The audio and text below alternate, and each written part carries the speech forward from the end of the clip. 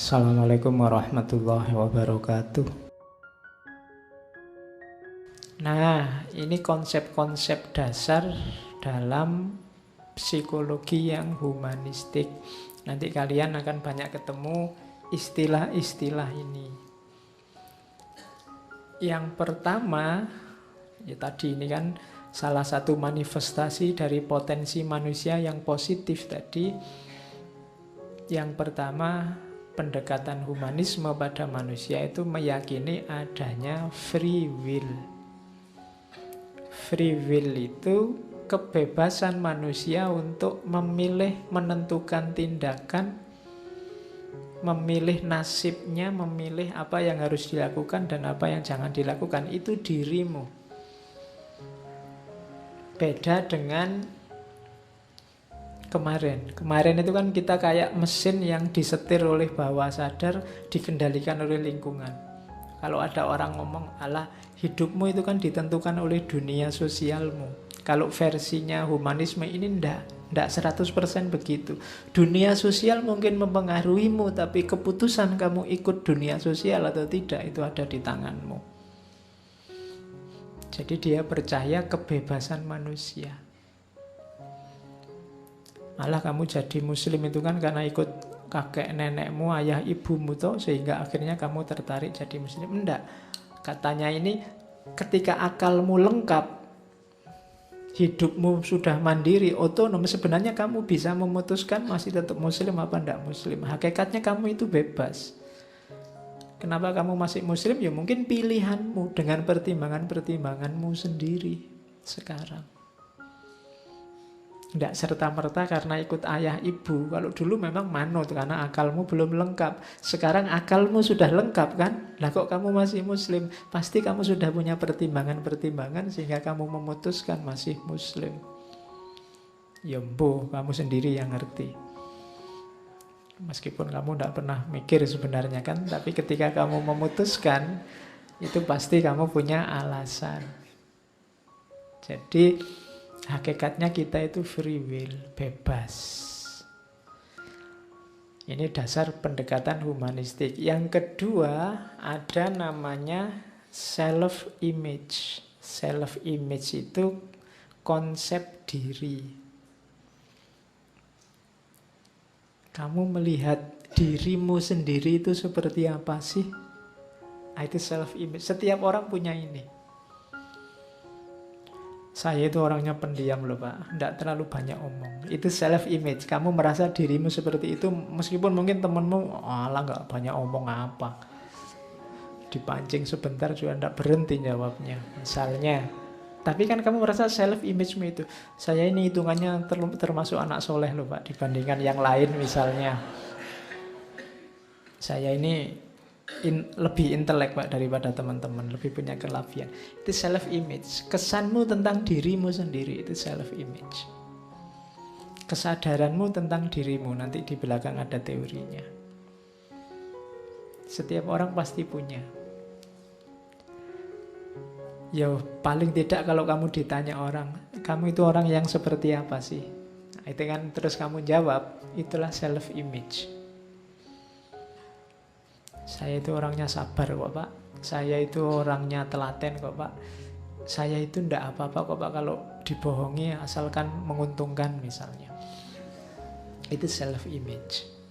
Ada lagi biasanya gandengannya self-image itu self-evaluation. Dari gambaranmu tentang dirimu terus kamu punya penghargaanmu atas dirimu sendiri. Namanya kita sebut harga diri. Jadi ini sebenarnya evaluasimu terhadap dirimu, penilaianmu terhadap dirimu. Kamu merasa dirimu orang soleh, kok ya malam minggu tiba-tiba yuk dugem yuk misalnya. Kamu kan tersinggung loh. Kok aku diajak dugem gimana, wong orang soleh kayak gini ya. Itu kan harga diri, kamu merasa, wah harga diri ini. Kan gitu. Jadi, kenapa kok kamu marah? Karena kamu punya evaluasi sendiri terhadap dirimu. Kamu menilainya berapa, kok orang menilainya jauh di bawah itu, kan kamu tidak terima. Kamu ingin dihargai sebagaimana kamu hargai dirimu. Itu namanya self-evaluation. Oke, makanya ya kamu menakar dirimu dan menilai dirimu harus pas. Jangan terlalu tinggi juga jangan terlalu rendah. Kalau terlalu rendah kamu diremehkan orang. Kalau terlalu tinggi kamu jadi sombong.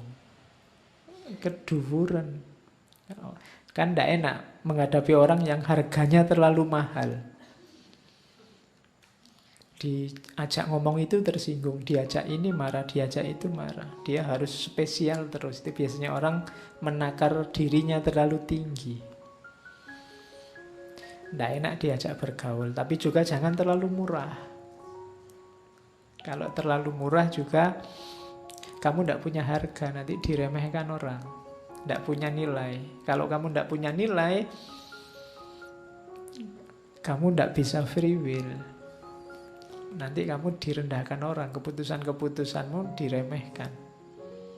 Jadi free will punya nilai diri dengan self-image yang cocok. Kemudian yang keempat, self-actualization.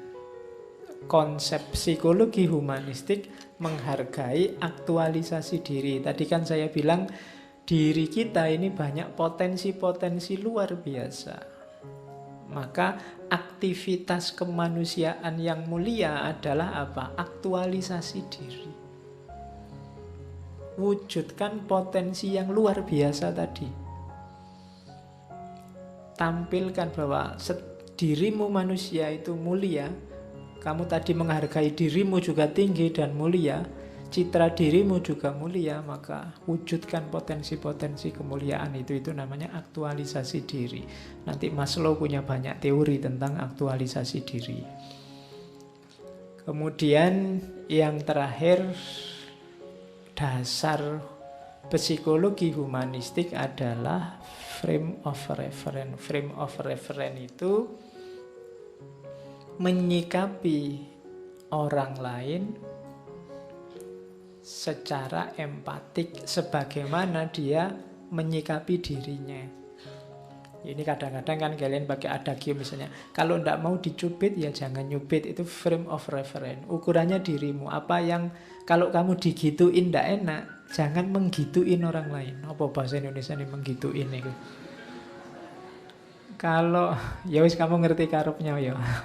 Jadi kalau kamu tidak mau disakiti orang, jangan nyakiti orang lain. Kalau tidak mau dicubit orang, jangan nyubit orang lain. Ini kan prinsip emas kalau dalam etika. Frame of reference. Jadi frame of reference itu dirimu tadi yang berharga tadi, jadikan pijakan untuk memahami orang lain. Kalau dalam psikologi namanya empati. Seandainya aku dalam posisinya dia, seandainya aku seperti dia, itu empati. Aku kalau diginiin sakit, maka aku tidak menggituin dia. Itu namanya frame of reference. Jadi saling jadi pijakan untuk memahami. Karena manusia tadi dinamis dan holistik. Ketika itu dinamis, kita tidak bisa pijakannya teori. Kalau pijakannya teori, teori bisa kadaluarsa. Maka update terus teori kita terhadap orang lain dengan cara apa? Empati. Memposisikan dirimu di posisinya orang lain atau sebaliknya. Memahami orang lain seperti engkau memahami dirimu. Nah, itu namanya frame of reference. Jadi konsep-konsep 5 ini, free will, self-image, self-evaluation, self-actualization, frame of reference, ini konsep-konsep dasar dari psikologi yang humanistik. Dari situ nanti muncul asumsi perilaku manusia. Perilaku manusia itu dasarnya apa sih? Tindakan yang kamu lakukan sehari-hari itu modelnya seperti apa sih? Biasanya dalam psikologi humanistik dijelaskan apa yang kita lakukan itu diawali dari orientasi atau tujuan. Tujuan itu kan apa yang kamu inginkan, apa yang kamu butuhkan. Terus kamu jalankan aktivitas menuju tujuan tadi, biasanya kalau aktivitasmu itu bisa mencapai tujuan, kamu sebut bermakna. Kalau tidak, kamu sebut tidak bermakna.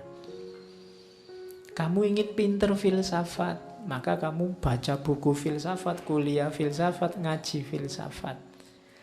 Mana yang penting? Wah, aku ikut ngaji akhirnya paham filsafat. Terus ngaji ini kamu anggap bermakna.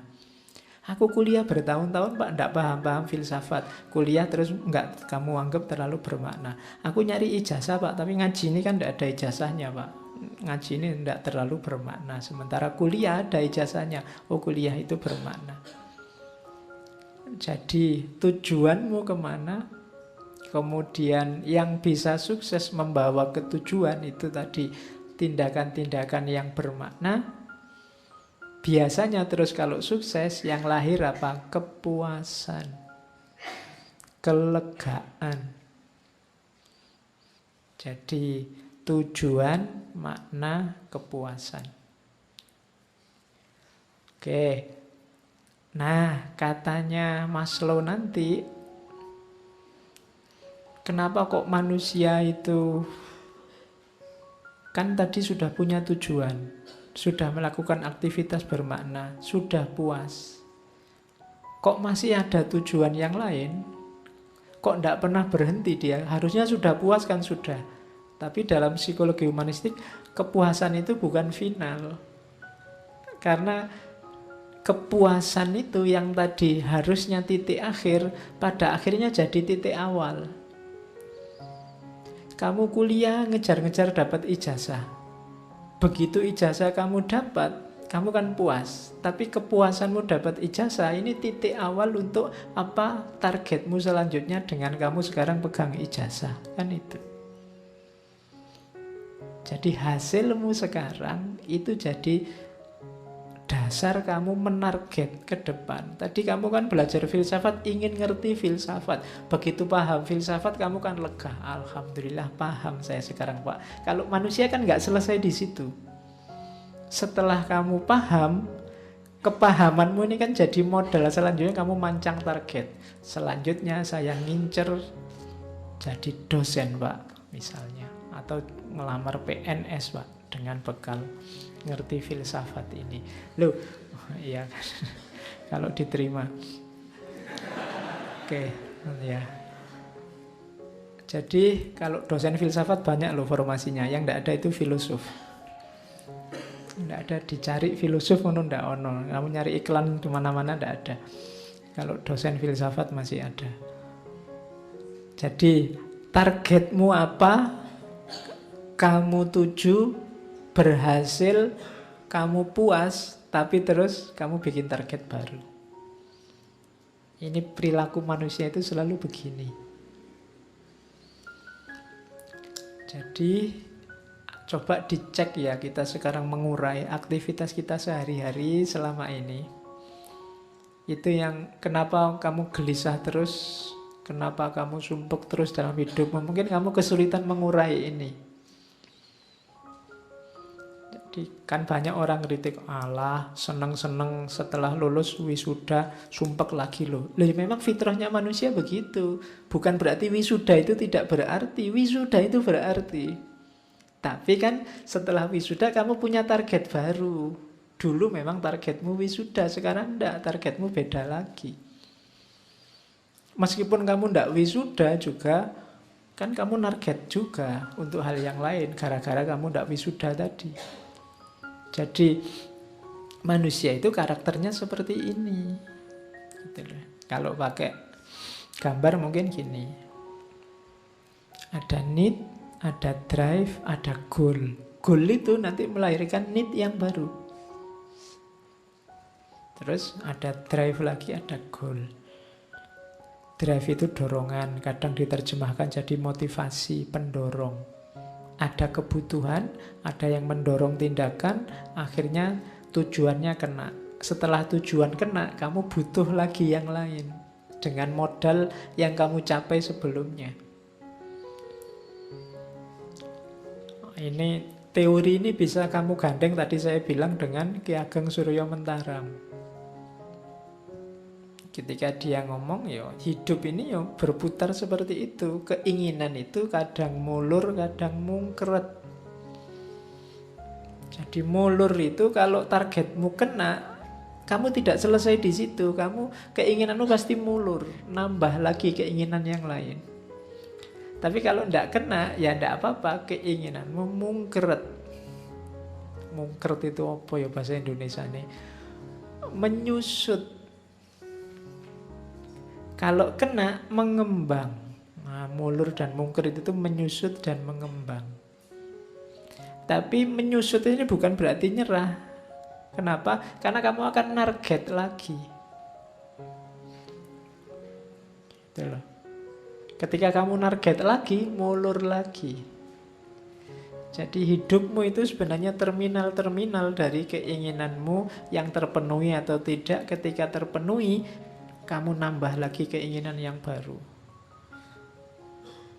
Berarti apa? Kalau keinginanmu itu hal-hal yang tidak penting, hal-hal yang tidak esensial, maka hidupmu akan penuh dengan hal-hal yang tidak esensial. Karena kamu menumpuk modal, menumpuk hasil dalam hal-hal yang tidak penting. Maka hati-hati. Maka orang itu begitu dia nyeleweng, tambah lama tambah nyeleweng. Kenapa? Modalnya modal sudah menyimpang sejak awal. Itu kan Al-Quran nyindir itu kan, kalau targetmu harta kan itu, akhirnya apa? Alhaakumut takasur. Terus kamu menumpuk harta, tidak ada habis-habisnya. Jangan dikira kalau sudah kaya selesai. Sudah enak-enak kaya nanti nyalon jadi pejabat. Sudah benar dapat pejabat nanti ingin jabatan yang lebih tinggi, kekayaan yang lebih banyak. Dan itulah manusia. Need drive goal, need drive goal. Selalu begitu. Maka ini polanya.